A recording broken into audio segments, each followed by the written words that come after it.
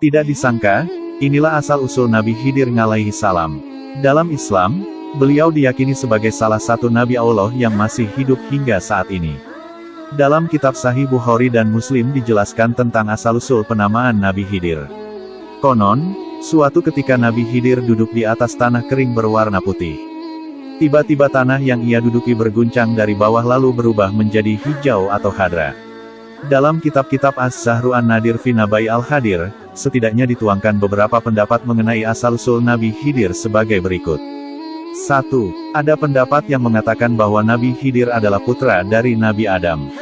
Pendapat ini disampaikan oleh Daruqutni di dalam karyanya berjudul Al-Afrad dari Jalur Rawat bin Jarrah. 2. Ada pendapat yang mengatakan bahwa Nabi Khidir adalah putra Qabil bin Adam. Pernyataan ini pernah dikatakan oleh Abu Hatim As-Sijistani dalam kitab Al-Mu'amarin. Menurut As-Sijistani, ia mendapati kisah ini dari guru-gurunya, salah satunya Abu Ubaidah. Abu Hatim As-Sijistani menambahkan bahwa nama asli Khidir adalah Khadirun. 3. Ada pendapat yang disampaikan oleh Wahab bin Munabbih.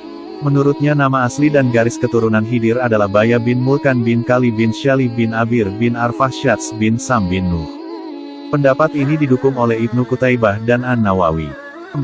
Ada pendapat yang disampaikan oleh Ismail bin Abi Uwais.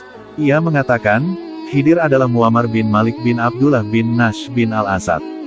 Dan ada yang mengatakan bahwa nama aslinya adalah Amir, sebagaimana diceritakan oleh Abu Al-Khattab bin Dihyah, yang bersumber dari Ibnu Habib Al-Baghdadi. 5. Ada pendapat yang mengatakan, bahwa Khidir merupakan putra dari Amanil bin Nur bin Al-Ish bin Ishaq. Pendapat ini diungkapkan oleh Ibnu Qutaibah.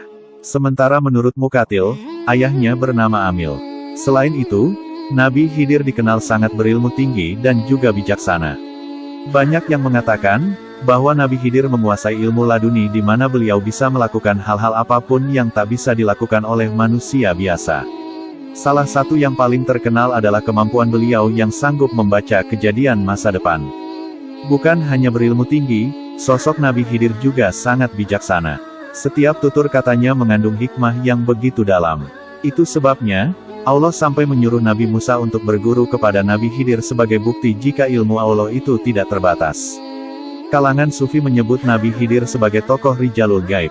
Syekh Abdul Qadir Al-Jilani menyatakan, di antara para wali ada orang yang sudah menghilang dari kebutuhan makan dan minum, menghindar dari umat manusia, dan tak terlihat oleh pandangan mata mereka, ia diberi umur panjang, tidak mati-mati, seperti Al-Khidir alaihi salam. Al-Khidir memang begitu lekat dengan benak kaum Sufi.